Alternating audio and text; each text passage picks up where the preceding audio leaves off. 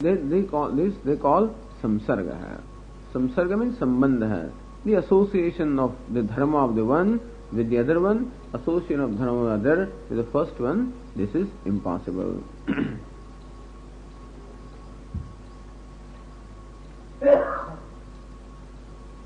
Dharmyantare hi itara dharma samsargo nasti iti bhava. Idea is that upon Atma there cannot be any kind of relationship of dharma of the Anatma, and upon the Anatma there cannot be any kind of an association of the dharma of the Atma. Not possible. So Bhashyakara says. Why is it so?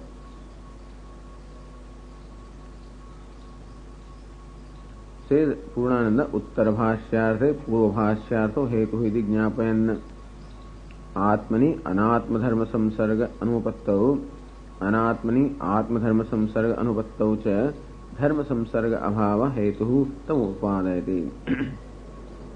What is the Hetu? Why do you say that this is not possible? Dharma Samsarga Abhava.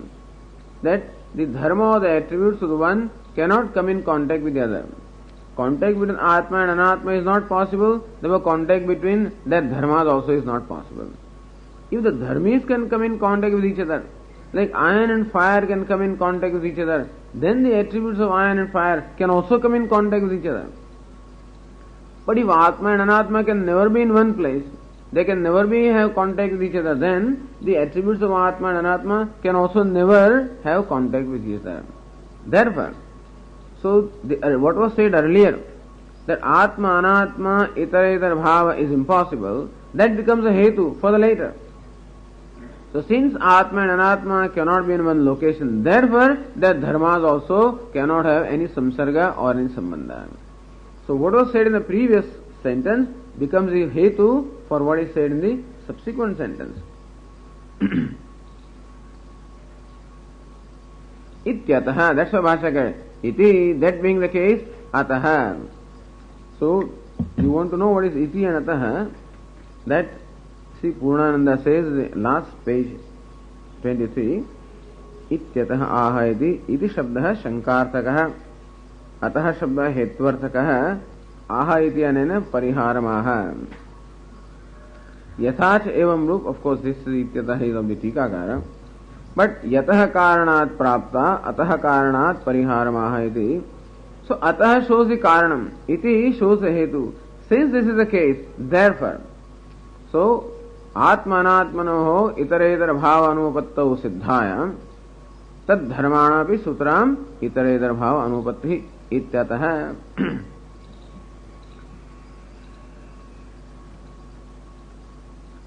So says the Ratnaprabha, नहीं धर्मिणो हो संसर्गम विना धर्माणाम विनिमय अस्ति. Says that unless the two dharmis, Atma and Anatma, unless they have some kind of a contact with each other, it is not possible that the dharmas or attributes of Atma and Anatma can have any contact with each other. Vinimaya, they cannot exchange each other's dharma. Sphatike lohitavat, lohita vastu sannidhyat lauhitya dharma samsarga hai. Somebody said that, look, now gives an illustration which is also commonly found in Vedanta. This is Sphatika and this is Lauhitya. Lauhitya means redness. So Sphatika Lauhityavat, like there is redness in this Sphatika. I guess you can see that. So Sphatika and the red flower really are still separate from each other. They have not become one. So the question here is, even though this crystal and the red flower, in spite of retaining that separateness, still you find the adhyasa or the superimposition of red color on the crystal.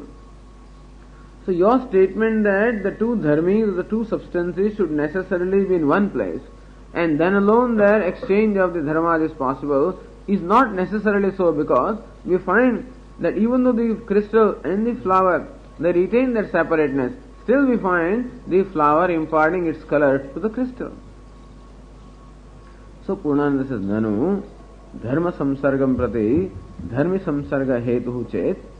If you say that, for the samsarga or the association of the attributes, there must necessarily be the association of the dharmis or those possessing attributes. Hetus chet, tarhi dharminoho sphatika japa kusumayoho samsarga abhavena. But between sphatika and the japa kusuma, there is no samsarga. Aupadika lauhitya dharma samsarga abhavat. Therefore, between the red color of the flower and the crystal also, there is no association.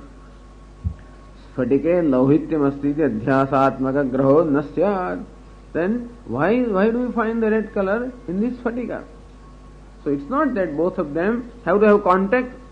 Samsarga means what? Not that flower has to really contact this.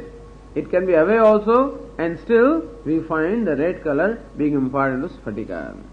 So it's not necessary that Atma and Anatma must come in contact with each other. They can be separate. You say that Atma and Anatma cannot be in one place. So there cannot be any adhyasa between them. Okay. However, even though they are not in one place, between their dharmas, between their attributes, there can be contact. Just as even though this Sphatika and the Japa Kusuma are not in one place, still there can be a contact between their dharmas or attributes, namely the red color of the flower can have contact with the crystal. And therefore, there can be superimposition possible.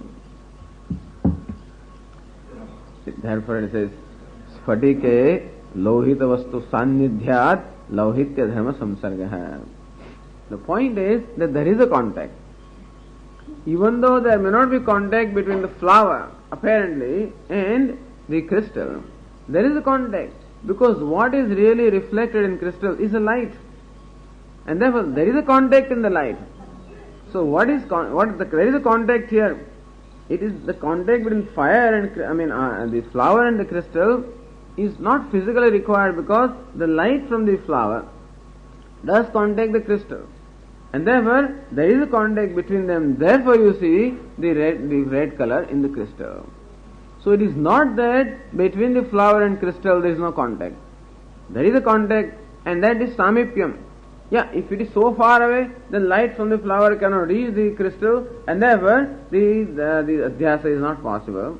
But when you bring them in vicinity means to such an extent that the light from the flower reaches the crystal, well, then the adhyasa is there. They can be so close or so far, depending on the angle that you see. And therefore, there is in fact, between the Sphatika and the Japa Kusuma also, there is a contact. That's the idea there. Says Purana, in whatever way they understand, you see, they express it in their manner. But the idea is this, it is light. There is a lot of debate among them, that this Akasha gets reflected in water, they say. And so Akasha is Nirakara. We say that which is reflected, that image also must have always a form, and form, that alone you can see in the mirror. Akasha does not have form, and still it gets reflected in water. So there is no rule that image should necessarily be formless. But they did not know that it is not the form that gets reflected, it is light that gets reflected. And therefore, the light of clouds and light of the stars, etc., gets reflected in water. It is not the form that gets reflected. Here also it is not the form that gets reflected, light that. But they had understanding all right. They understood it, that says here Purnanandiya, lohitam vastu japa kusumadi tasya sannidhyam parampara sambandha tasmat. So he calls it parampara sambandha. Even though between the flower and the crystal there is no direct contact, between the attribute of the flower, namely the color, and the crystal, there is a contact. That's called parampara. Not direct, but then indirect association is there. And so, lohitam vastu japa kusuma. Lohitam means red. Japa kusuma. They always give this illustration of japa kusuma. Tasya sannidhyam. At least sannidhya is there, meaning vicinity is there. And therefore it is parampara sambandha. Since there is a parampara sambandha, a secondary relationship or indirect relationship is there. Tasmat, therefore, so sphatike lohit vastu sannidhyat. Sannidhyat means what? Paramparaya sambandhat lauhitya dharma samsarga. So even though the samsarga between Sphatika and Japa Kusuma is not there, there is a samsarga between Sphatika and the dharma of the Japa Kusuma, namely light, because light gets reflected, and therefore that adhyasa is possible. See, we are getting into now nitty-gritties. The idea is that you say that the two dharmis should be in one place, he gives the illustration. Even the two dharmis are not in one place, at least their dharmas, the samsarga is there. Therefore, the adhyasa between Spatika and Japa Kusuma is possible. But even such a association is not there between Atma and Anatma. तथा च क्वचित् साक्षात् क्वचित् परंपरया धर्म संसर्गो हेतु प्रकृते परंपरया धर्म संबंध संभवात् भ्रमात्मक ग्रह उपपत्ति भावः. क्वचित् साक्षात्, like iron and fire, there is a direct contact. क्वचित् परंपरया, between Spatika and the Japa Kusuma, परंपरया संबंध is there. In this particular case, Prakriti means, in this illustration of Lohita, I mean the Japa Kusuma and Spatika, there is a parampara sambandha. And so साक्षात संबंध भावे भी स्फटिक जपा कुसुम परंपरा संबंध अस्तु तेन धर्म संसर्ग स्यात् इति आह असंगयति. So does such a condition as obtaining between crystal and flower, does it obtain with Atma and Anatma? So understand that when we are discussing the illustration, we are actually discussing a very important thing. This may look like a technical point, but what is the relationship between Atma and Anatma? Is there a vicinity? So, is there, because of vicinity, is it possible that Anatma can impart its dharma upon the Atma like the flower imparting its dharma upon the crystal? No, even that is also not possible. Mutually exclusive. These are not mutually exclusive. These two substances are not mutually exclusive. One does not exclude the other.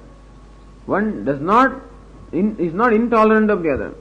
In this case, both of them are mutually exclusive, and therefore, even the contact between the dharma of the Atma and Anatma is not possible.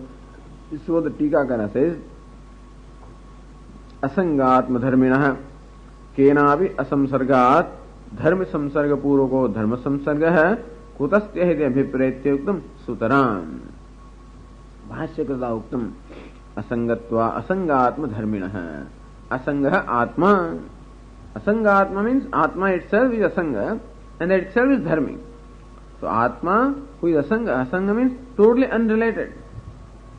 Sanga means relationship or the association. Atma is unrelated or totally unassociated with anything. And that is a dharmi. In this case, Atma is the dharmi. Kenabi asamsargat. Since Atma is totally asamgaha, and therefore Atma cannot be related or associated with anything. Dharmi samsarga purvakaha dharma samsarga. So dharmi samsarga becomes a hetu for dharma samsarga. Dharmi samsarga or dharmi tadatmya becomes a hetu for dharma samsarga. So if there is no tadatmya or oneness between the two dharmis, Atma and Anatma, the samsarga or the contact between the two dharmas also cannot be. Kutastya. How can it happen? Kutastya. How can it happen that there is a relationship or association with dharmas of Atma and Anatma when Atma is totally asanga? Keeping that in mind, Bhashya said, Sutaram. So, Sutara means Sutara, Sutama. So, Sutara means very well. So, there is no possibility that there can be any association between the attributes of Atma and Anatma. Or consequently, since between Atma and Anatma they cannot be in one place, therefore, consequently, the dharma of the Atma and Anatma also cannot have any association. This is because Atma is Asangaha. Shows impossibility. All the discussion shows impossibility of Adhyasa between Atma and Anatma. And also now between the attributes of Atma and Anatma or attributes of Anatma and Atma, this Adhyasa is not possible.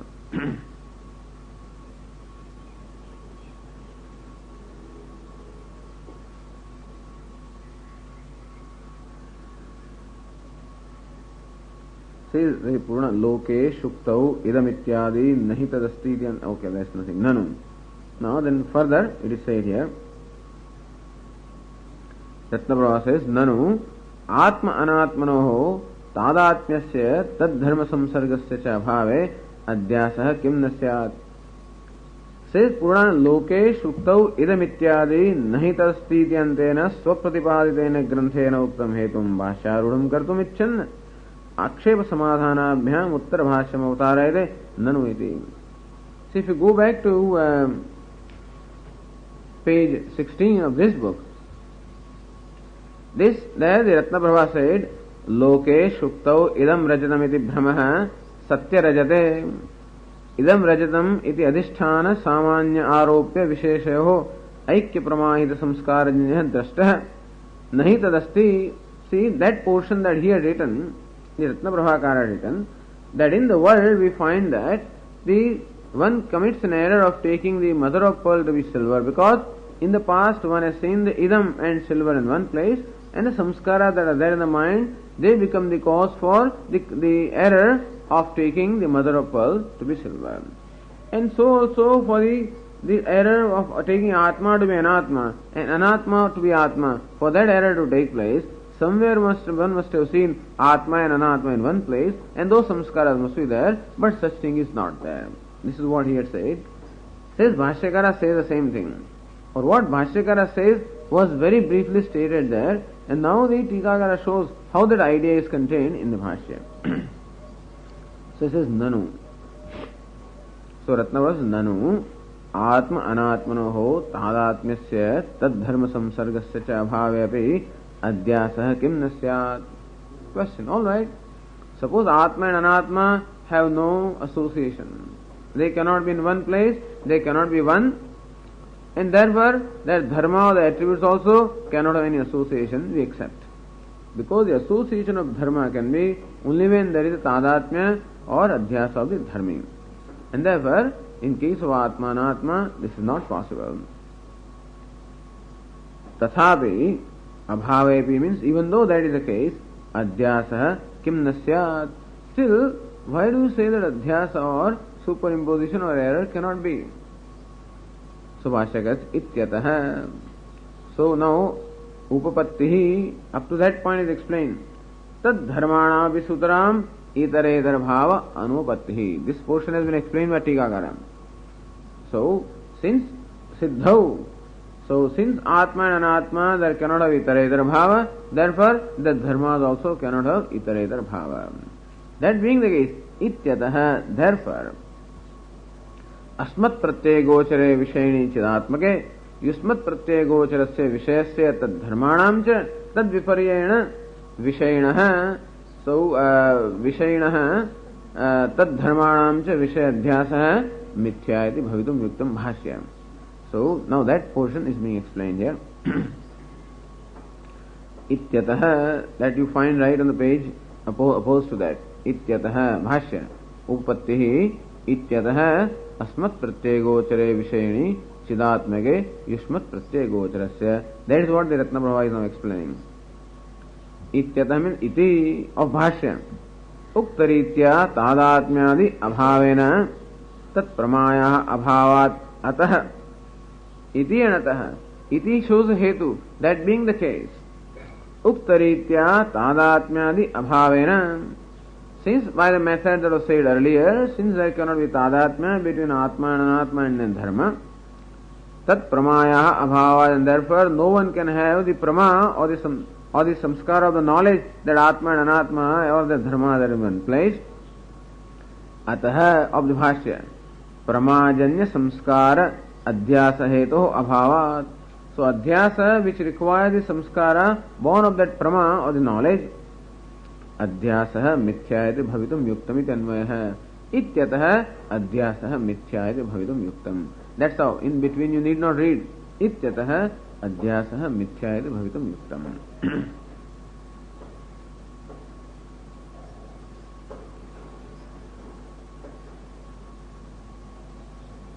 मिथ्या means नास्ति. Okay.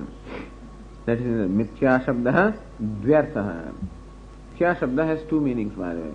Word mithya has two meanings in the common parlance. One is a technical meaning and one is the rudhi means common meaning. What is the meaning that is common? Apahva vachanah anirvachaniyata vachanascha. Normally when people say mithya, they mean what? Apahva. Apahva means what? Denial, says here. Apahnuyate abhavarthakah nirasyate. When we say mithya, we mean it is not there. Usually when people use the word mithya, what do they say? It's not there. When Vedantins use the word mithya, anirvachaniyata vachanascha. Vachana means meaning. So, normally when people use the word mithya, what do they mean? They say it's not there. But when Vedantin uses the word mithya, technical meaning is what? Anirvachaniyata. So that which cannot be categorized as existent or non-existent is called mithya. But commonly when they say mithya, it means what? It is not there. When Bhashyakara says mithyayat bhavitam yuktam, what is the meaning of mithya there? Atra cha apahnavartha. Apahnava means what? Absence. So mithya means asat. That the adhyasa between Atma and Anatma or the dharma is not there. Cannot be there. So apahnavartaka means abhavartaka ityartha. Apahnuyate nirasyate ityartha. So the Tikakara gave the Anvaya ityatah adhyasah mithyayati bhavitum yuktam. Now, what sort of adhyasa? Now, in between the expressions are being explained. Nanu kutra kasya adhyasah apahnuyate. When you say that adhyasa is impossible, nanu kutra kasya adhyasah apahnuyate. You are denying the adhyasa of which, where? Kutra means where, on which location? Kasya, of which entity? So, adhyasa of which one are you denying where? Iti ashankya atmani anatma tadharma atmani anatma dharmanam tadharmanam, in fact. Yeah. Anatmani atma tadharmanam adhyasah nirasyate ityaha.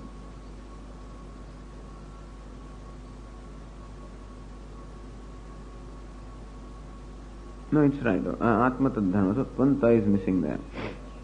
So what you are, when you are refuting that there is no adhyasa, we are saying that upon Atma there cannot be adhyasa of Anatma and the attributes of Anatma, and upon Anatma there cannot be adhyasa of Atma and its attributes.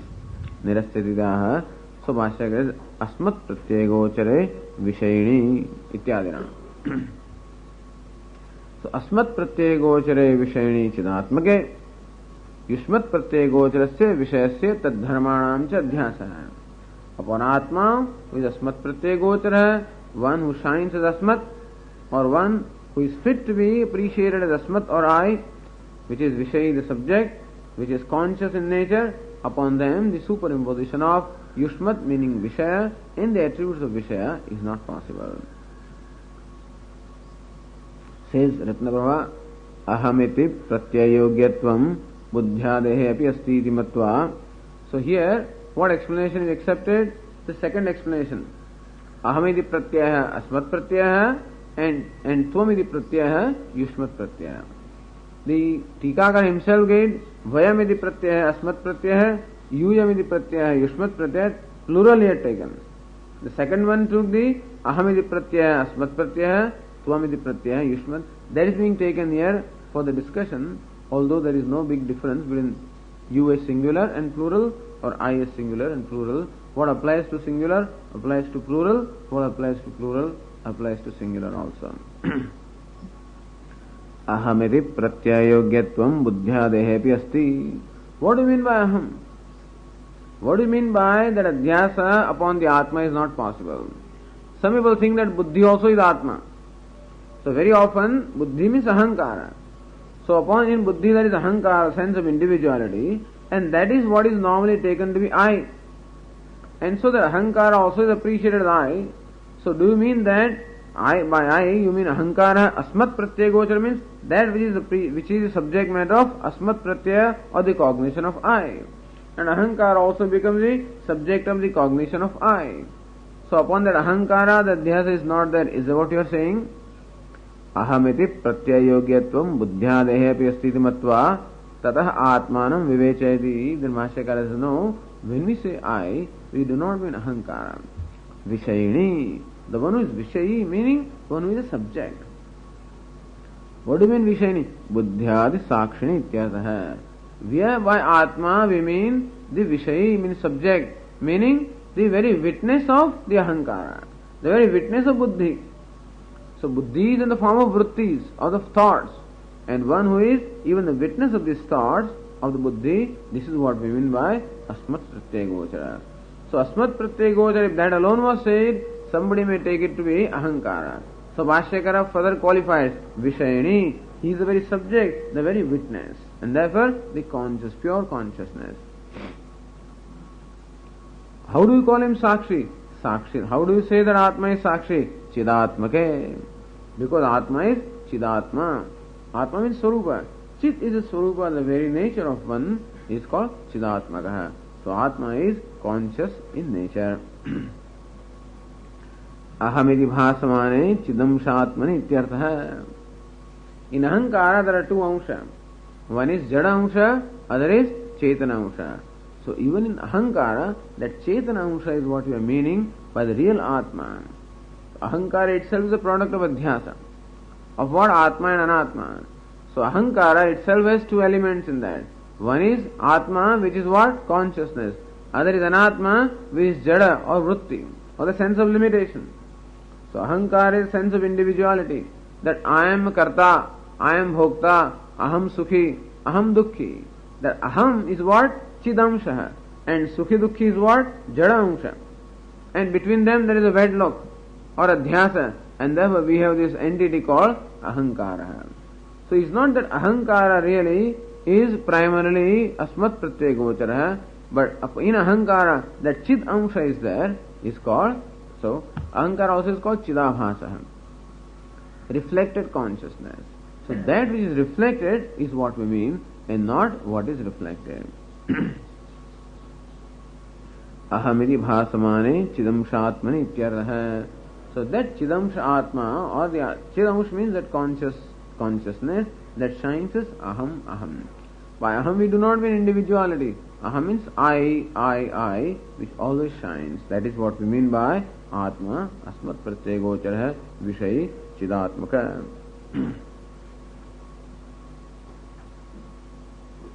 So Asmat Pratyaya Gochare Vishayini Chidatmake Yusmat Pratyaya Gocharasya, that is Bhashya. That is being explained. Tvankara Yogyasya Idam Arthasya iti yavad. So, upon this Atma, the Adhyasa of the Yushmat meaning Tvankara Yogyasya, the one who is denoted as Tvam, as you. Meaning Idam Arthasya, that which is Idam or that which is subject to objectification. And therefore, that Adhyasa of the object and its attributes are not possible for Atma, because again the reason said earlier. Nanu ahamiti bhasamana buddhyadehe kasam idamarthatvam ityaha vishayasya yushmat pratyaya gocharasya vishayasya. But this ahankara itself, a shine is aham. How do you call even ahankara or buddhi as idam? So ahankara also is called what? Yushmat pratyaya gochara. But ahankara is what is appreciated as I by everyone. And how do you classify that also as object? As Yushmat Pratyaya Gochara. So Vishayasya says Sakshi Bhasyasya ityartha. But ahankara also is Sakshi Bhasya. Buddhi also is Sakshi Bhasya. Sakshi Bhasya means that which is illumined by the Sakshi or the Atman. So what happens is there are two kinds of objects. One is what we call Indriya Bhasya. Something happened there.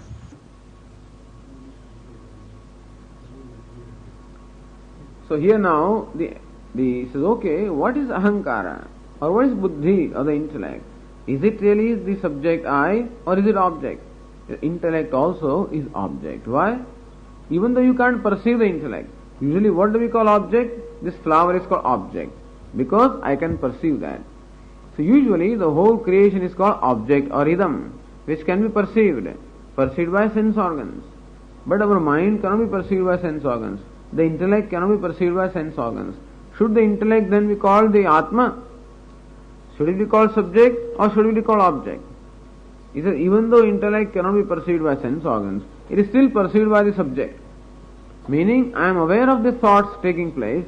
Even though I cannot see my own thoughts through my sense organs, I still am aware of the thoughts. How am I aware? Because the thoughts are also illumined by Sakshi or the witness. So there is one Indriya Bhasyatvam, other is Sakshi Bhasyatvam. So these objects which are external, Shabda Sparsha Rupa Rasa Gandha, all of them are illumined by the sense organs, whereas the mind, the intellect, ahankara, they are illumined by the sakshi of the witness himself. And therefore, we say Vishaya is that which is sakshi bhasya.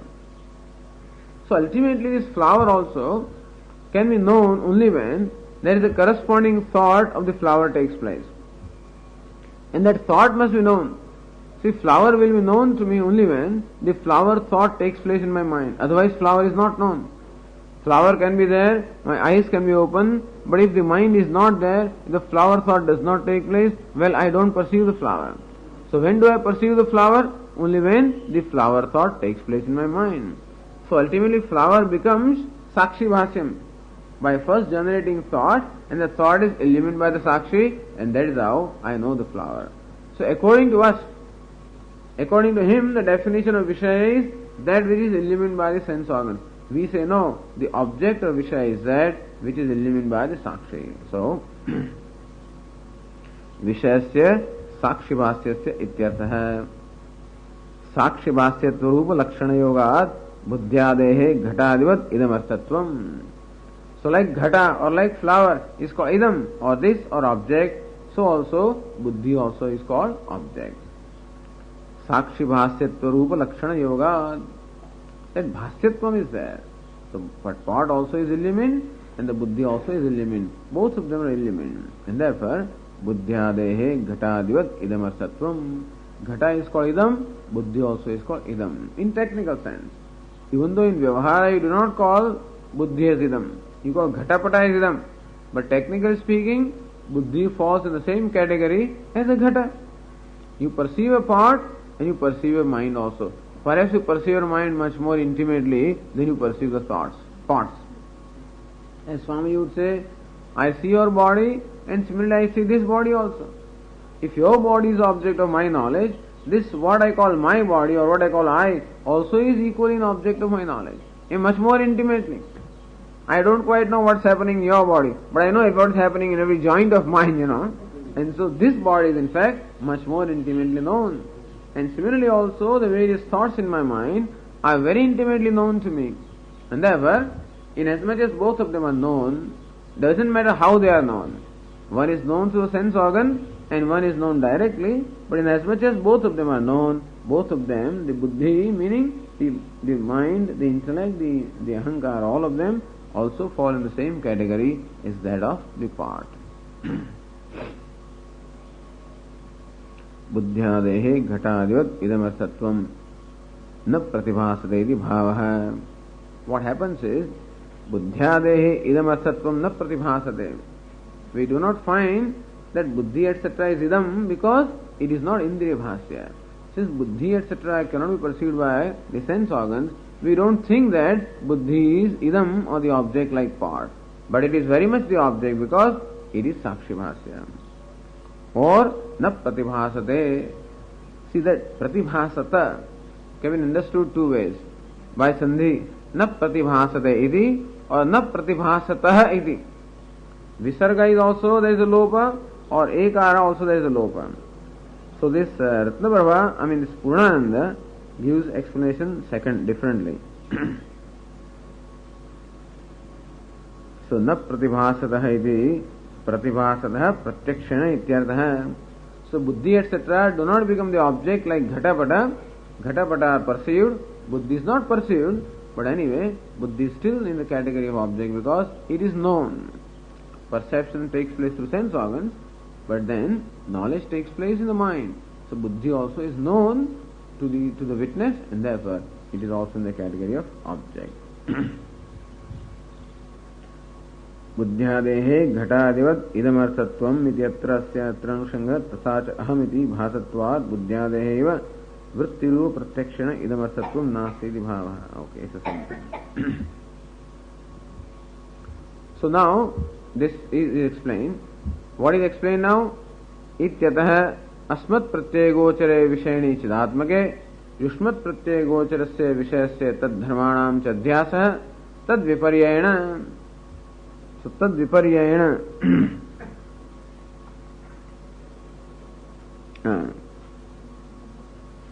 that is yet to come. Okay.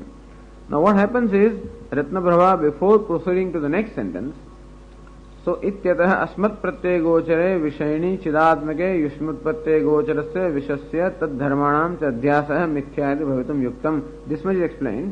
Before going further, तद विपर्ययेण विषयिणः, सो विषये धर्म अध्यासः मिथ्या इति भवितुं युक्तम्. Before explaining that portion, he gives an alternate explanation here. अथवा अथवा यदात्मनः मुख्यं सर्वांतर रूपम सर्वांतरत्व रूपम प्रत्यक्त्वं प्रतीतित्वं ब्रह्मास्मीति व्यवहार गोचरत्वं च उक्तम्. Here he takes the second explanation. Ashrama Sri Charana explanation is taken for this discussion. Earlier discussion took the Buddha explanation. That is okay. That is merely aham pratyaya. But as far as the pratyaya and gocharatvam, so the explanation of the pratyaya and gochara, and that gave us the three kinds of contradiction. Asmat Yusmat gave the contradiction of the nature of Swabhava. The pratyaya gave us a contradiction by pratiti, and gochara gave us contradiction by vyavahara. So this is athava yadatmanah मुख्यम सर्वांतरत्व Rupam प्रत्यक्त्वम.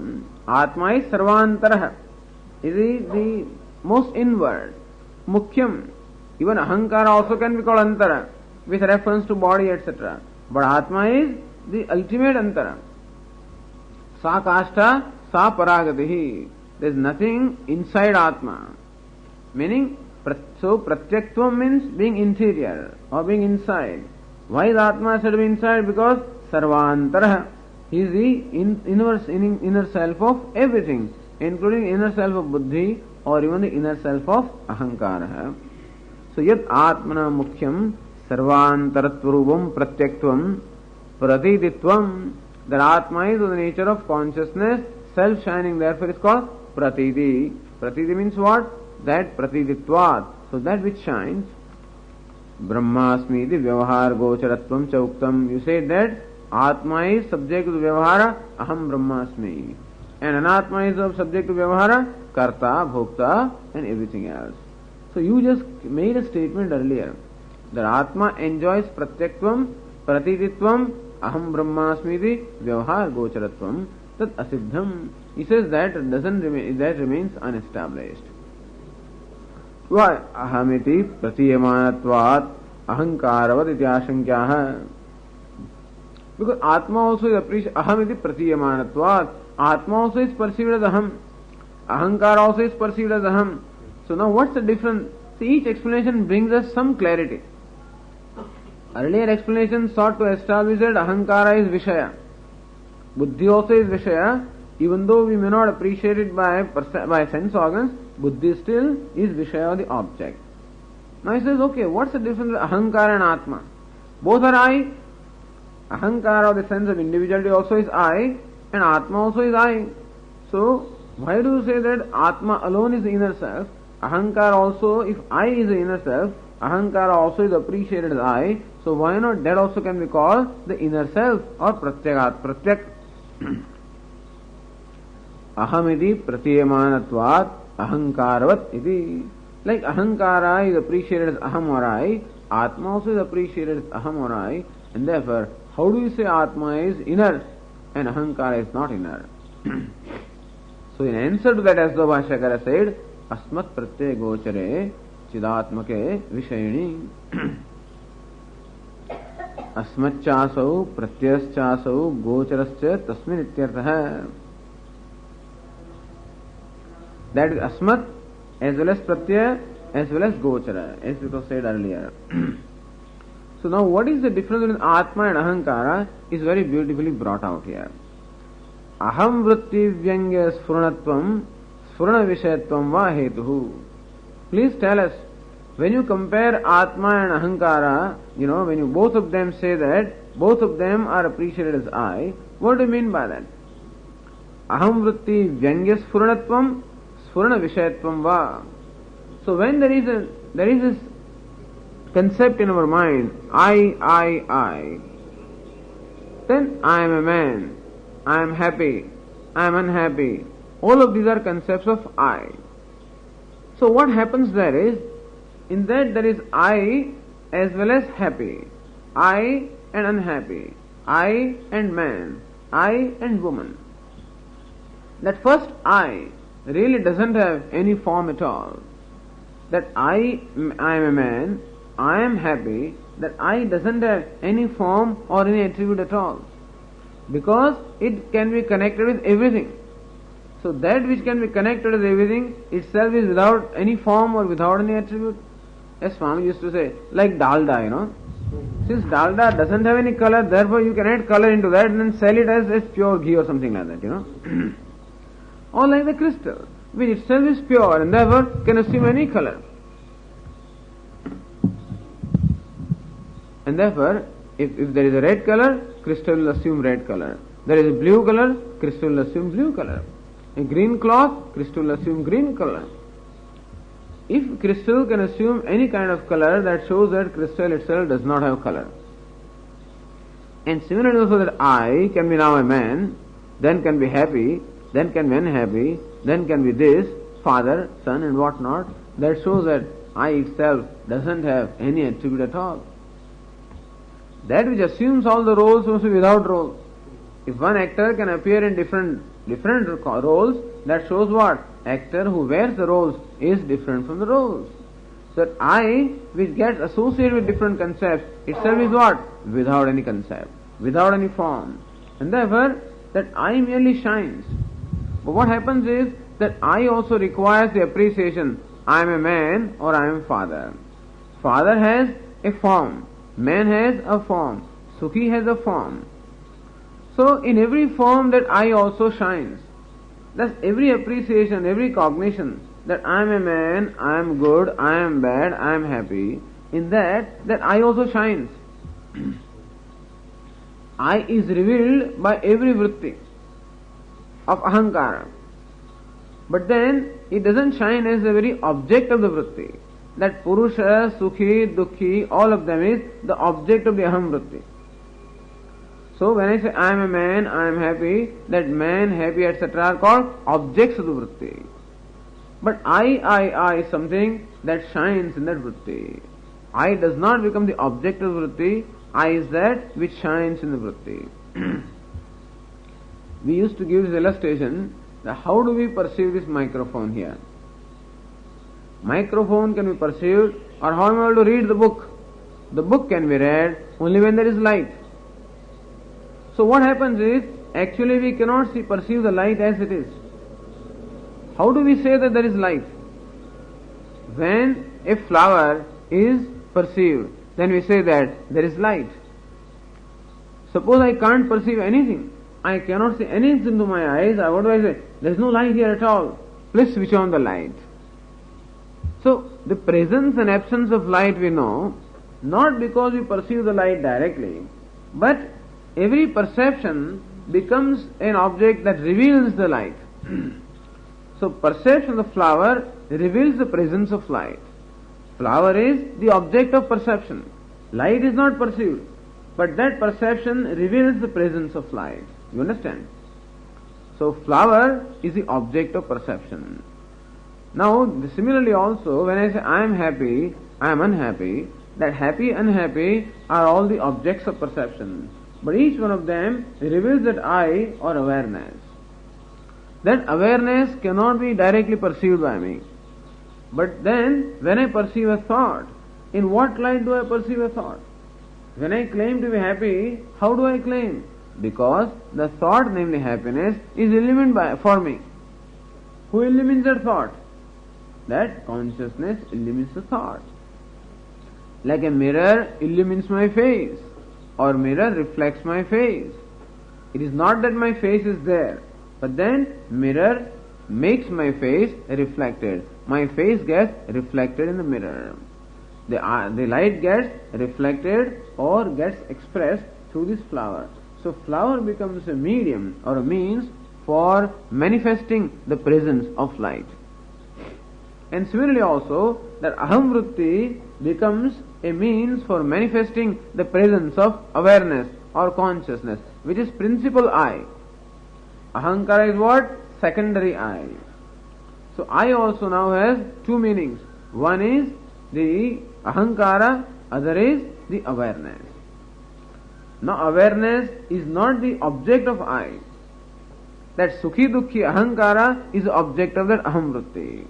But then Aham Vritti serves the purpose of manifesting or revealing the presence of awareness, which is the real I. So, when we say I, perhaps two people may use the word I in two different senses. An ignorant person, when he says I, he means Ahankara, the individual. When a wise man says I, he means what? That I or the awareness. And therefore, there is a difference between Ahankara and Atma. So even when you perceive that, when you have the sensation of I, it is not that you are objectifying Atma, you are objectifying only Ahankara. But that vritti becomes a means for manifesting the presence of Atma or presence of consciousness. So therefore we are asking the question, when he says that Atma, you say Atma is Pratyak, we say Ahankara also is Pratyak.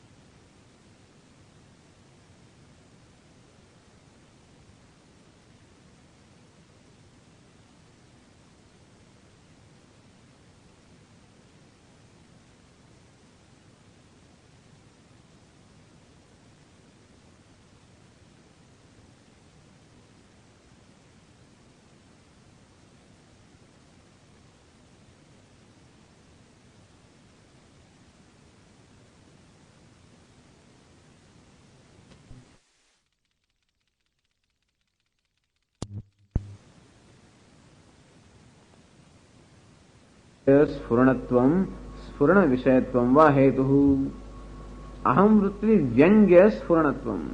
Aham vritti is what? Aham sukhi, aham dukhi, etc. The sense of individuality. Vyangya. Vyangya means what? Abhivyakta. Sfuranatvam. So when you say Atma, what do you mean? Or when you say Aham, what do you mean? By Aham do you mean that which manifests itself in Aham vritti, or Sfurana Vishayatvam va, or that which is illumined by that Sfurana. That Ahankara is illumined by Sfurana. Sfurana means the awareness. Sfurana means the awareness of the knowledge. So Ahankara is the one that is illumined by the knowledge, and knowledge is that which is revealed through Ahankara. Like the light illumines this flower. So flower becomes what? That which is illumined is Prakasha Vishaya. While what is Prakasha? Is what? This Pushpa Vyangya. Prakasha, the light, that is that which is revealed by the Pushpa, and Pushpa is that which is illumined by the light. So this flower becomes the object of illumination. Light illumines the flower. So flower is what? The object of illumination. And what is light? Light is that which is revealed by the flower. So flower helps in revealing the presence of light, and light illumines the flower. So flower is called the Vishaya, the object that is illumined by the light, and light is that which is revealed by the flower. So these two things being there, we confuse them. We confuse light for flower. Similarly, we confuse Ahankara for Atma, because Ahankara becomes the means for revealing the presence of consciousness, but it is not consciousness. It is that which is illumined by consciousness. Like my reflection. We may confuse reflection for my face. No. The mirror, what does it do? It reflects my face. My face is not there, but mirror reflects my face. And so mirror can be called the Vishaya, the object. However, that in turn reflects the presence of my face. Otherwise I may not know what is there on my face. There may be some spot there on my face. How do I know the spot? Only through mirror. Otherwise I would not know. Since I cannot see my face directly, the spot in my face can be known only through mirror. Since I cannot know the Atma directly, the presence of Atma is known what? Through the Aham Vritti. Since I cannot perceive the light directly, the presence of light is known through the flower, because flower is illumined. And therefore, in this perception of flower, there are two elements. The flower is the object of perception or object that is illumined, and the light is that which is manifest. Light is that which becomes manifest through the presence of flower. And so, there are two aspects involved there in Aham Vritti. Aham Vritti illumines or reveals the very presence of Atma, because otherwise that Ahankara would not be known. And so, Aham Vritti Vyangya Sfuranatvam Sfurana Vishayatvam Va Hetuhu. So why do you say that Ahankara is also Pratyak? Or why do you say that Atma is not Pratyak? Is it because you say Atma is appreciated as I? When you say Atma is appreciated by the Aham Vritti, how do you appreciate the Atma? Do you appreciate Atma as the object of Aham Vritti, or do you appreciate Atma as that which is revealed through Aham Vritti? Adye Drishtante Hetu Asiddhi. So you look at the third line of the Purnanandaya. Atma Mukhya Pratyaktwadi Abhavan Ahamiti Bhasamanatvat Ahankaravaditi Anumana Prayoga. Atma Mukhya Pratyaktwadi Abhavan. We say that Atma is not in a primary sense the inner self, or not in a primary sense consciousness, or not in primary sense Brahma. Why? Ahamiti Bhasamanatvat. Because Atma is appreciated as Aham, Aham, Aham. How? Ahankara. Just as Ahankara is appreciated as Aham, Atma also is appreciated as Aham, and therefore we say that Atma is of the same category as Ahankara. Ahankara is not the inner self of all, and so Atma also is not inner self of all. So now we are pointing out that the manner in which Atma is appreciated is quite different from the manner in which Ahankara is appreciated. Ahankara is appreciated as Vishaya or Sfurana Vishaya, and Atma is appreciated as very Sfuranam. Flower is appreciated as that which is illumined by the light, and light is appreciated as that which is revealed by the presence of flower. Now here, what is the Drishtanta? Ahankaravat is Drishtanta. What is Hetu? Hetu is Ahamiti Bhasamanatvat. Since Atma shines as Aham, like Ahankara, therefore Atma is not the inner self of all. So Adye Drishtante Hetu Asiddhi. If you say that shining as I is that which is revealed by I, revealed by Aham Vritti, that Ahankara, Drishtanta doesn't have that attribute, because Ahankara does not shine as I. Ahankara is that which is revealed by this Sfuranam. So Ahankara is Sfurana Vishaya, not Sfurana Vyangya.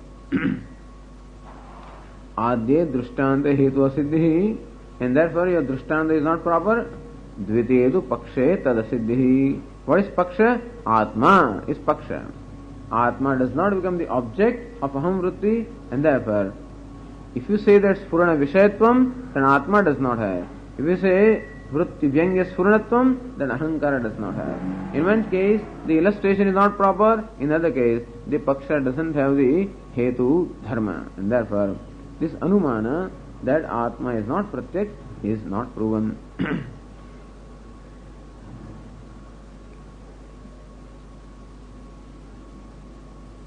Iti Atmanah Mukhyam Pratyaktvad Yuktamiti Bhava. And therefore, Atma is Pratyak. Mukhya means in the inner self, in the primary sense.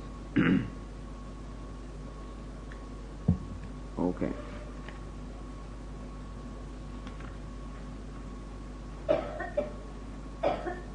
So tomorrow we'll summarize what we discussed today and then proceed further. Okay.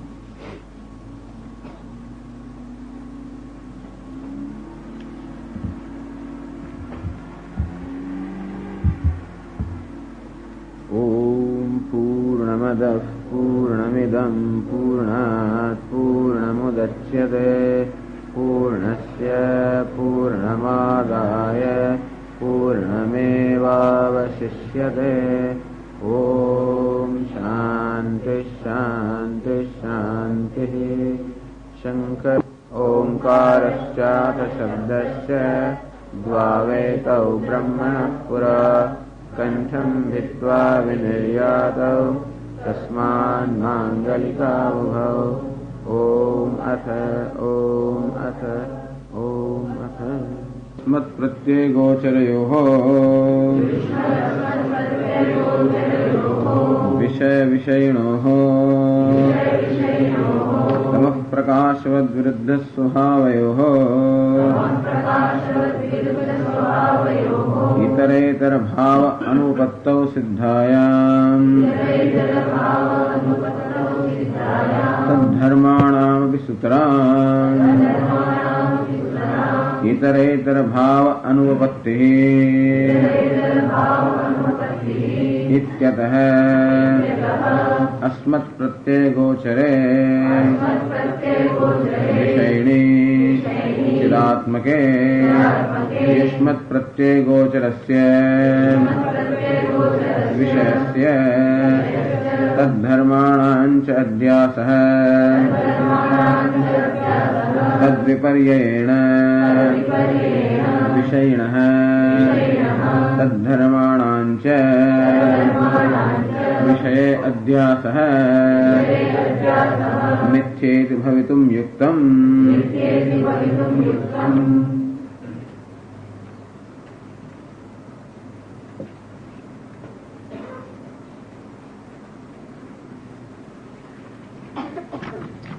युष्मदस्मत् प्रत्ययगोचरयोः विषय विषयिणोः तमः प्रकाशवद्विरुद्धस्वभावयोः.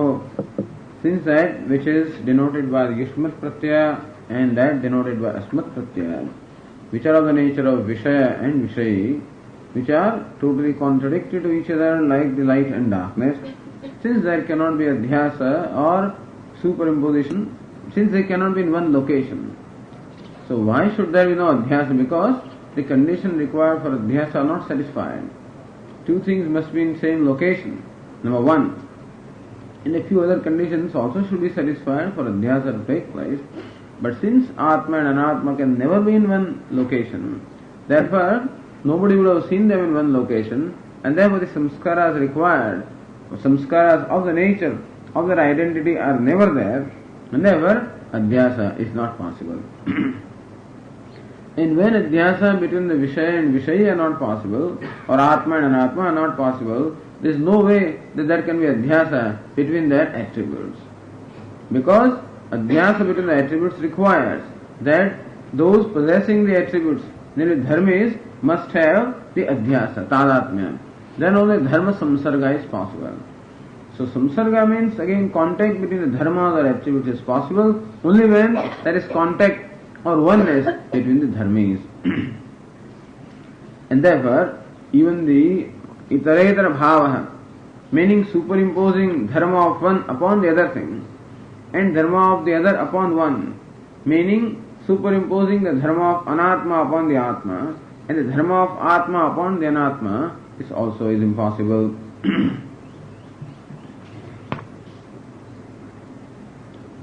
Then it was said further, so mithya iti bhavitum yuktam, mithya was explained as the artha was apahnava, meaning it is not possible, such a adhyasa is not there in fact.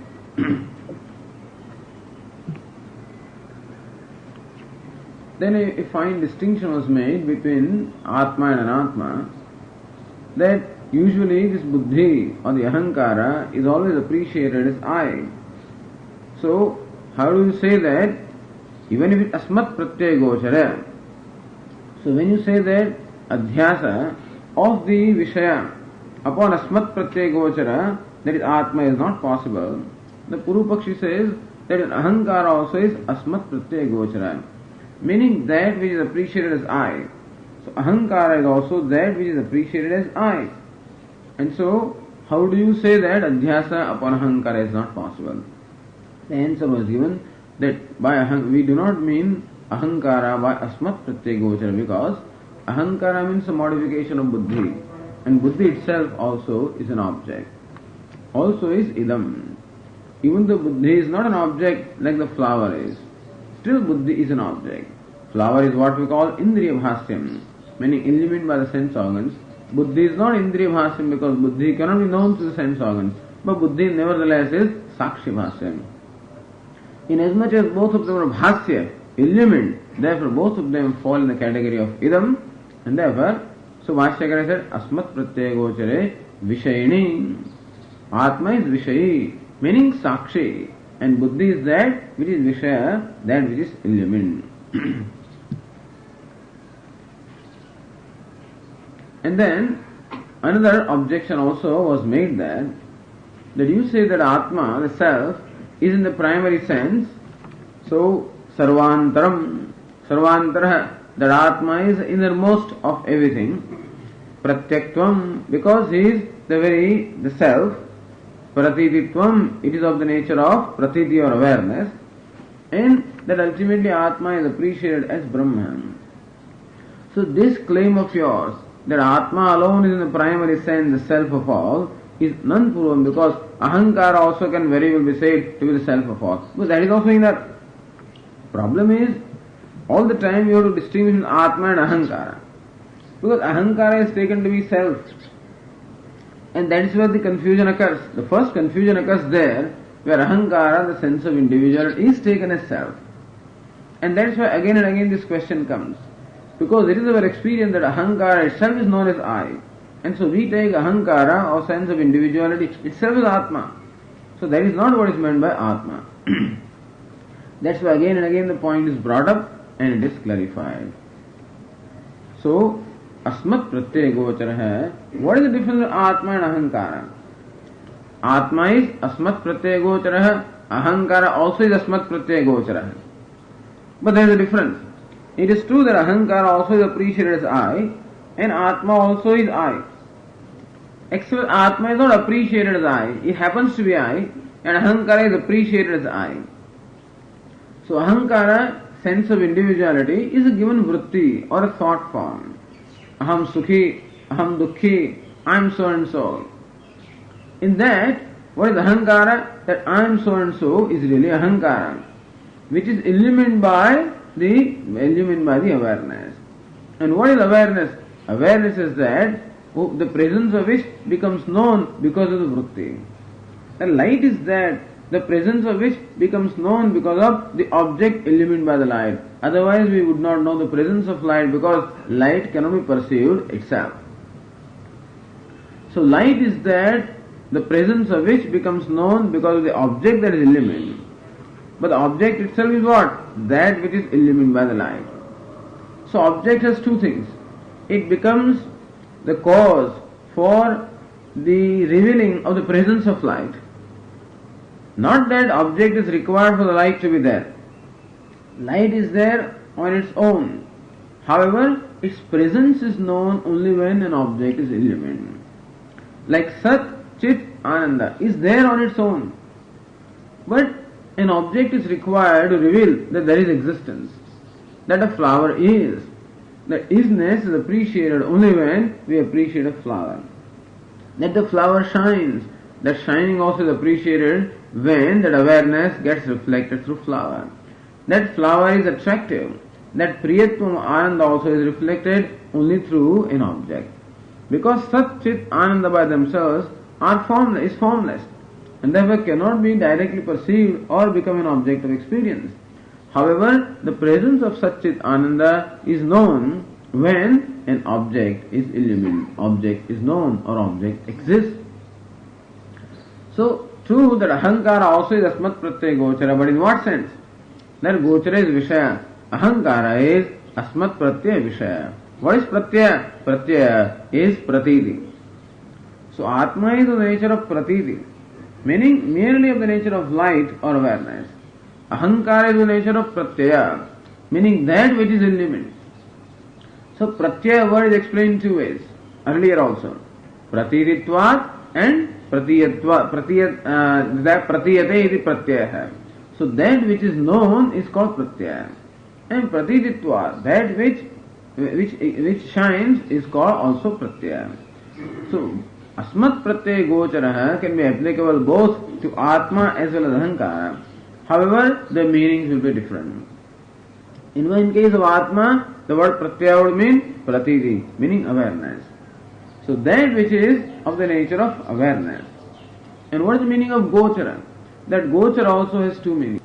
One is said aham vritti vyangya spurnatvam and spurna vishayatvam. In case of atma, that gochara means what? Aham vritti vyangya spurnatvam. Aham vritti or a given vritti becomes the cause for the revealing of the atma, meaning the revealing the presence of atma. That awareness is known because it shines through a vritti. And there, the vritti becomes what? That which manifests or reveals the presence of awareness. Not that which creates the presence of awareness, but that reveals the awareness which is already there. So this is very important when the scientists say that so many million years ago that consciousness was born in this universe. We say no, consciousness is not born. Consciousness or awareness ever is. Then what is born? What is born is that vehicle or the medium which reveals the presence of consciousness which is there. Like electricity is not born. When you switch on the light, electricity becomes manifest. Bulb becomes a means for revealing the presence of electricity. Bulb does not create electricity. Since electricity cannot be perceived as it is, we require a bulb to know whether it is there. That's why in wireman also insert that screwdriver with a little bulb in there, whether the power is there or not.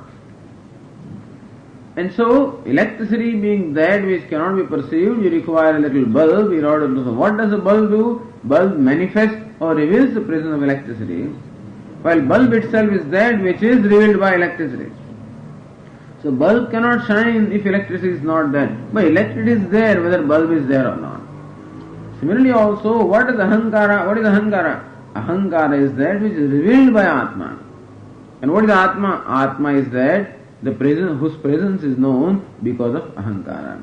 The aham vritti becomes like a bulb, becomes what? Vyangya spurnatvam. It reveals the presence of Atma. And what is ahankara? Spurna vishayatvam. Ahankara is spurna vishaya. So what gochara also is explained two ways. In case of ahankara, gochara means vishaya. In case of atma, means what? Vyangya. So that which is revealed. So technically we can say asmat pratyaya gochara is both atma and ahankara. However, there is a vast difference between them. And therefore, ahankara is not the inner self in the primary sense. Only due to ignorance is taken to be inner self. Really what is inner, pratyak or sarvatma is atma alone. This point was clarified.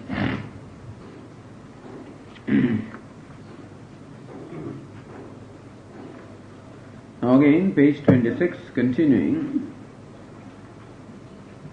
So asmat pratyaya gochara, that what is explained. Next is explained Vishayini Asmat pratyaya gochare Vishayini Chidatmake Yushmat pratyaya gocharasya Vishayasya tad dharmanam cha adhyasah. Mithyayata bhavitam yuktam. Atma is asmat pratyaya gochara, who is Vishayi, who is Chidatmaka. Upon that Atma, the adhyasa of the Yushmat pratyaya gochara, Vishaya and its dharmas is not possible. That is being discussed here. So the word Atma is to be very properly understood because we already have a notion about Atma. This discussion would not have been necessary if Atma was totally unknown to us or had Atma been properly known to us. But Atma is generally known. At the same time, we entertain notions. We have commit error about the Atma and we take ahankara and the buddhi and the mind and the body etc. to be Atma. Therefore, all the discussion, the clarification becomes necessary. Then it is said, Nanu yad atmanah vishayatvam tadasiddham anubhavamidi shabdavatvat ahankaravat iti. Again. So first of all, ahankara claimed to be asmat pratyaya gochara. Now Ahankara claims to be Vishayi also. The Ahankara is a subject. You say Atma is a subject. We say that Ahankara is a subject. How? Anubhavami. Aham anubhavami. I experience. Then I say, which I experiences? Ahankara who experiences or Atma experiences?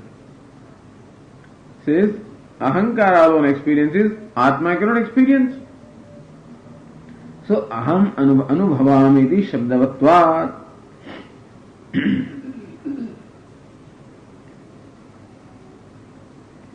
Shabdavatvat. Shabdavatvat shabdena vyavakriyamanatvat ityartha. Anubhavami iti shabdavatvat. And so, that Vishayi or the subject is always, how do we refer to the subject? Anubhavami, I experience. So one who experiences is commonly understood as the subject. This is how the Vyavahara is. I experience. Shabdena vyavakriyamanatvam nama shabdavachyatvam shabdakshyatvam va iti vikalpya. So you say that I experience. This is the one who experiences is the Vishayi or the subject. Now the question is, when you say that I experience, do you mean directly Vachyartha or Lakshyartha? Because I experience, in that expression, do you mean the Vachyartha, the one who experiences, or Lakshyartha, the implied meaning of the word I? What exactly do you mean? Says the Ratnaprabha, Vachyatvam Lakshyatvam va hetuhu. So, which is a hetu? So, when you say that the Atma is not the Vishayi and Ahankara is the Vishayi, what is the reason why you are saying it? Is it because the Atma is what is the Vachyartha? Ahankara is the Vachyartha of this I, or Ahankara is the Lakshyartha of the I? From meaning of the Vachyartha, do you say that Ahankara is Vishayi? Or from the standpoint of Lakshyartha, do you say that Ahankara is Vishayi? Na adya pakshe tadasiddhe. Adi means first, that Vachyatvam cannot be. Atma cannot be. Paksha means Atma. There where the sandeha is, where the doubt is, whether Atma is Vishayi or not is a doubt. And why is there a doubt? Because Anubhavami. So I experience Ahankaravatvat, just as Ahankara is experienced as Anubhavami, so also is Atma. So there is a doubt whether Atma is Vishayi or not. And then it is na adya vachyatvam. The Anubhavami or I, the Atma cannot be Vachyartha or the direct meaning of the word I or I experience, because Atma cannot be the experiencer in the primary sense. So Vachyartha means primary sense, Lakshyartha is in the secondary sense or implied sense. Atma cannot be the experiencer in the primary sense. So when you say I experience, that I, so then the principal experiencer cannot be Atma. Paksheta rasiddhe na antya lakshyatvam vahetuhu drishtande tadvaikalyat vibhava. And when it comes to Ahankara, it becomes a direct meaning of I, alright, experiencer, but not the Lakshyartha. So Lakshyartha there is not there in Ahankara, and Vachyarthatvam is not there in Atma. And therefore, you see, in the Paksha and your Drishtanta, Ahankara becomes a Drishtanta. So in Drishtanta, Hetu and Sadhya both must be possible. In Paksha, the Hetu must be possible, then Sadhya is proven. For example, when you say Parvato Vandiman, that hillock is fiery. Dhumatvat, because there is smoke. Yatha Mahanase, just as in the kitchen chimney.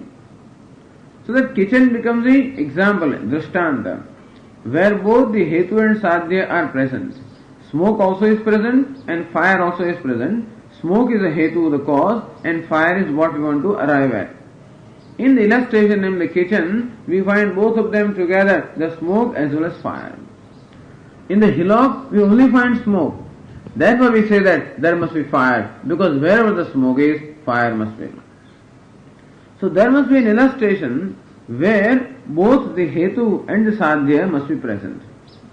Here he gives Ahankara as an illustration. The Ahankaravatvat. So Ahankara also is Vishayi because Anubhavami I experience.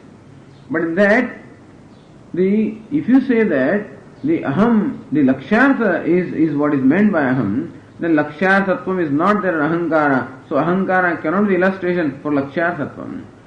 If you say that aham means vachyartha, the vachyartha is there in ahankara, but vachyarthatvam is not there in atma. So in paksha the hetu is not there, so sadhya cannot be. So if hetu is vachyartha, then that vachyarthatvam must be present in paksha, for example, dhumatvat. So because of smoke, that hetu must be present both in paksha as well as drishtanta. In hillock also the smoke must be there, in kitchen also smoke must be there.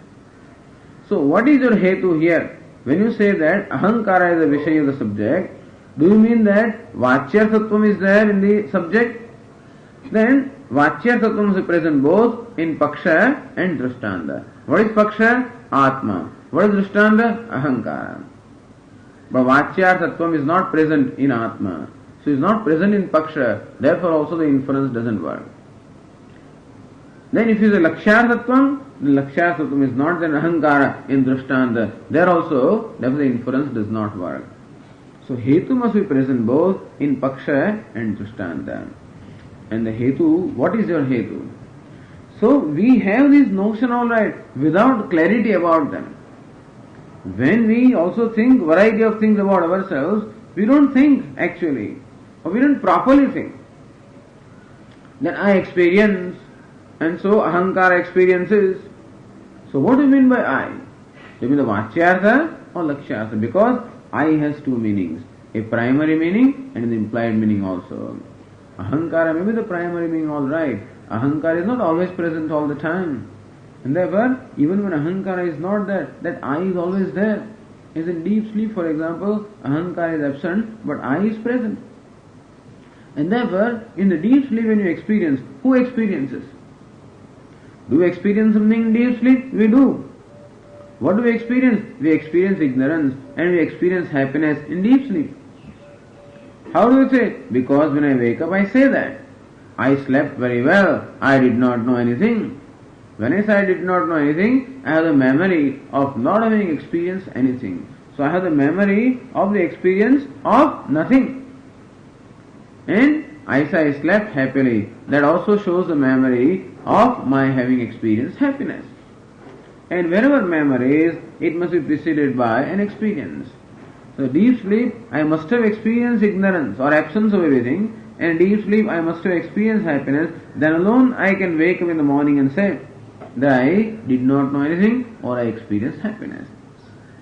So there is an experiencer in deep sleep also. Except that you do not know because that aham vritti is not there. That aham vritti or ahankara who is present in the waking and dream states is not present in deep sleep. Still experience is there. And therefore, even in the absence of ahankara, experience is.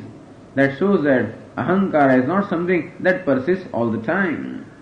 And therefore, it should not be called the subject in a primary sense. In a secondary sense, or in this case vachyartha, it can be called the subject. But in the primary sense, that it is a persistent subject, ahankara is not. So ahankara does not satisfy the qualification of being subject because it does not persist all the time. Atma also doesn't qualify to be called the subject because in Atma also is not experience. The Atma is there all the time and without Atma no experience can take place. So we call Atma the subject, not because there is a experiencership in Atma, but Atma is called subject because without Atma no experience can take place. All experiences can take place only in the presence of Atma.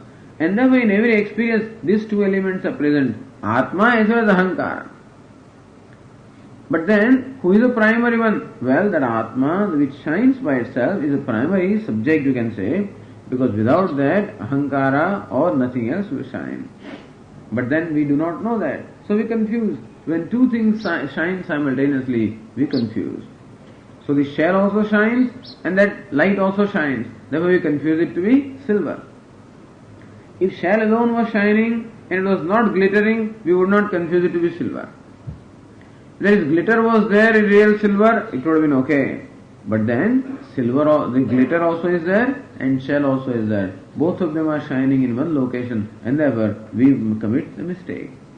So Atma also is shining, Buddhi also is shining, Aham Vritti also is shining, and therefore we confuse and commit the error of taking the Ahankara to be the Atma. Because Atma does not register itself. It doesn't protest. If Atma protested, hey, you are committing a mistake, there will be no problem. It doesn't talk, does not protest. Upadrashta anumanta cha. Whatever notion you entertain about Atma, it willingly accepts it or seems to. Does register no protest at all. And therefore, this error is constantly being committed. And therefore, these questions are raised. The idea is when Bhashyakara uses each expression, asmat pratyaya gochare, then vishayini, chidatmake, there is a reason why he uses every word, because subsequently he does not use all the words. Tad viparyayana, vishayinah, tad dharmanam cha, as vishayinah, asmat pratyaya gocharasya, chidatmakasya, doesn't use. Then vishayinah is enough, then other two adjectives need not be used. But where they should be used, Bhashyakara is using because certain questions will arise and to clarify those doubts. So you can see economy of words here. Just because you start writing doesn't mean to fill up books and books. People don't have time to read stuff, And if you write, make sure that you write something that has an impact. Therefore every word is chosen, properly chosen and written there. There is no repetition here.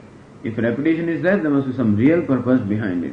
Because words don't mean the same. And when you use 15 words for one expression, there is a lot of confusion because every word is a different shade of meaning. So use words where the word conveys something.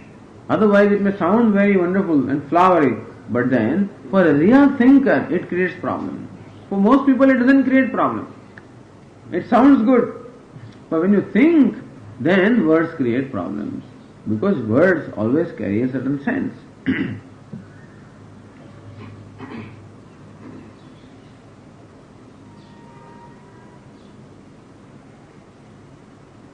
Now, continuing further,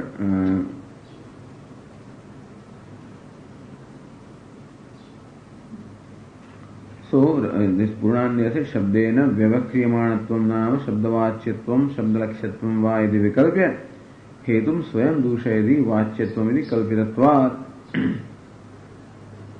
Yadyapi vishayitvam vishishta pramatru chaitanyasya na tu keval ahankarasya tadhapi विशिष्टे पर्याप्तम विषयत्वम अहंकारे विशेषणे विद्यते अभिप्रेत्याह देहमिति यद्यपि विषयत्वम विशिष्ट प्रमातृ चैतन्यस्यैव.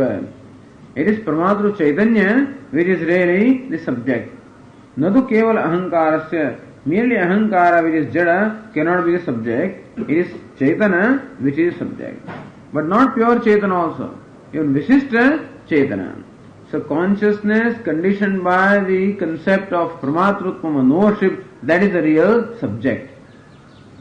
Ahankara, which is just has no sense of individuality, itself is vritti, therefore jada, and therefore cannot be the subject. So who is the subject? Atma or consciousness conditioned by the concept of knowness is the subject. So yadyapi vishayatvam vishishta pramatru chaitanyasyeva na tu keval ahankarasya tathapi विशिष्टे पर्याप्तम विषयत्वम अहंकारे विशेषणे भी विद्यते. So ahankara, the consciousness conditioned by ahankara becomes the subject. So ahankara becomes what? The ahankara of the individuality becomes the adjective, and that which is really qualified is that consciousness. Consciousness qualified with the sense of individuality is the subject. So individuality qualifies the consciousness. So if consciousness, qualified consciousness is the subject, then that which qualifies also becomes subject. So ahankarasya tathapi vishishte paryaptam vishayatvam ahankare visheshane bhi vidyate. Ahankara is that which qualifies, and so even though Atma which is qualified is the subject in the primary sense, ahankara which qualifies also may be said to be subject.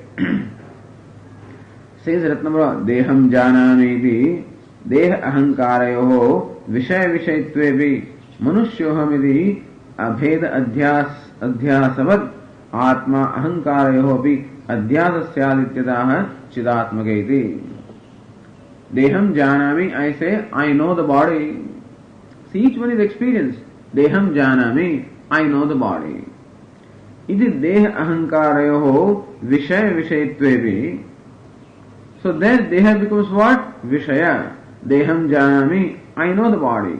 Body is what? The object of knowledge called Vishaya. And I, the knower, becomes what? The Vishayi, the subject. So Deham Janamiti, Deha Ahankarayoho, Vishaya Vishayitvepi. Then the relationship between the Vishaya and Vishayi is very clear because Deham Janami, I know the body. That Deham also is in the objective case. And therefore, that is the case which is used for object. And Janami, Aham Janami, that is, the Aham is in the nominative case, used for the Karta or the subject. So Deham Janami very clearly indicates the relationship between the body and the knower as Vishaya and Vishayi. But then when I say Manusyoham, see, we do this. I sometimes say, look at my body, what happened to it? And thus I identify the body as my body. And at that time, I create a distinction between the body and I. There the distinction between the object and subject becomes clear. But next moment I say, don't think that I am an animal. What do you think I am? Sometimes. That means I am a man, I am a human being. When I say I am a human being, then what am I saying? That Manushyatvam is what? Is a qualification of the body. A minute ago I called this body as my body. And now I call myself a human being, which means that I am calling myself the body. So Manusyohamidi Abheda Adhyasavat. Even though Vishaya Vishayitvam is there, even then Manusyoham, when we say, there is Abheda, because Manushya, which is the qualification of body, is taken to be Aham. They are in the same Adhikaranam. Manushya and Aham, both of them are in nominative case, which means they refer to the same locus. Deham Janami, Deham is one case, refers to one thing, Janami is another case, refers to another thing. But Manushya Aham, Manushya refers to the same entity as Aham because both of them are in nominative case. It is Abheda Adhyasavat. How that Abheda? Oh, there is a oneness between the body and I. Ahanka, Atma Ahankarayoho api Adhyasasyad. And similarly also, why don't we say that just as there is an adhyasa between Ahankara and the Deha, why not we say that there is an adhyasa between Atma and Ahankara also? When you say Aham, so Aham Anubhavami, why don't you say that there is an adhyasa between Atma and Ahankara? Says no, what is Atma? Chidatmake. Tayoho Jadya Alpatvabhyam Sadrusyad Adhyasepi Chidatmani Anavachinne Jada Alpa Ahankaradehe na Adhyasa iti bhavaha. Now we come to another condition that should be satisfied for Adhyasa. What is the condition? Sadrushyam. So there must be Sadrushyam. Whenever we commit the error of taking a rope to be a snake, then there is Sadrushyam or similarity between the rope and the snake. What is the similarity? The rope has a slenderness. Snake also has a slenderness. Rope has certain curvature. Snake also has a certain curvature. If there is a 500 feet rope, we would not take it to a snake. Only a 3 feet rope or something can be taken to a snake. If there is 500 feet rope, nobody would call it a snake, because everybody knows there is no snake 500 feet long. So only when there is sadrusham or similarity between the rope and the snake, that the adhyasa is possible. Nobody takes a rope to be an elephant. Why? Because there is no sadrusham between rope and elephant. The rope is taken only to be a snake. Why? Because there is sadrusham between, similarity between rope and snake. Or it can be taken to a garland, because similarity between rope and garland. Or it can be taken to a stick, similarity between rope and stick. Can be taken to a crack in the earth, because similarity between rope and the crack. So therefore, sarpa, mala, bhuchidra, danda, so these are some of the errors that can be committed between rope and that, because there are certain similarities. So not only that idam and sarpa, both of them have one, they are found in one place, but the rope can be mistaken to be sarpa only when some sadrusham or similarity is there. Is there any sadrushya or similarity between ahankara and atma? No. Who is Atma? Chidatmakaha. Who is Ahankara? Aham Vrittihi. Ahankara is what? Jadya. Is inert, illumined by Atma. Alpa is a very small entity. Ahankara or I, individual is what? An insignificantly small entity. Then what is Atma? Atma is Chidatmani Anavachinne. Atma is Chidatma of the nature of consciousness. Anavachinna. Anavachinna means unconditioned or unrestricted. Means he is all pervasive. Atma is Vyapakaha. Anavacchinnatvam, Aparichinnatvam, Vyapakatvam. So therefore, Sadrushyam, that is required. There is no Sadrushya or similarity at all with Ahankara and Atma because they are totally contradictory in nature. Ahankara is small, Atma is all pervasive. Ahankara is Jada, Atma is Chetana. And therefore, there is no similarity between them and therefore, Adhyasa is not possible. So, Tayoho Jadya Alpatvabhyam Sadrushya. Tayoho means what? Deha Ahankarayoho. How come there is a identification Deha and Ahankara? Deha also is small, Ahankara also is small.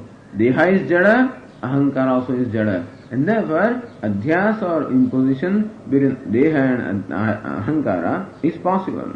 But that kind of Sadrushyam or similarity does not exist between Atma and Ahankara because Chidatmani Anavachinne Jada Alp Ahankara Dehe Na Adhyasa Hiti Bhavaha. So Atma is Chidatma consciousness as well as all pervasive. Upon that, the Adhyasa of the Ahankara and other things which are Alpa and Jada, that is not possible.